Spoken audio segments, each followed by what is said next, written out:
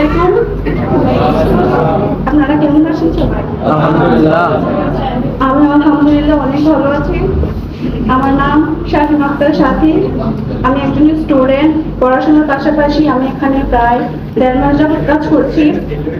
আমি এই প্রতিষ্ঠান সম্পর্কে কিছুই জানতাম না। আমি এখানে আসি আমার বোনের মাধ্যমে, ওর গার্জিয়ান হিসেবে আসি। তখন আমার ম্যাম খাদিজা ম্যাম আমাকে বলে যে ট্রেনিংটা করার জন্য।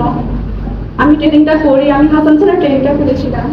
আলহামদুলিল্লাহ আমার এত ভালো লেগেছে যে আমি সিদ্ধান্ত নিয়ে যে আমি কাজ শুরু করব এবং আমি পুরস্কার র্যাঙ্ক দিয়ে কাজ শুরু করি এবং প্রথম আলহামদুলিল্লাহ একটা মেয়ে হিসেবে এই বয়সে ইনকামটা আমার জন্য অনেক বড় একটা ব্যাপার ছিল।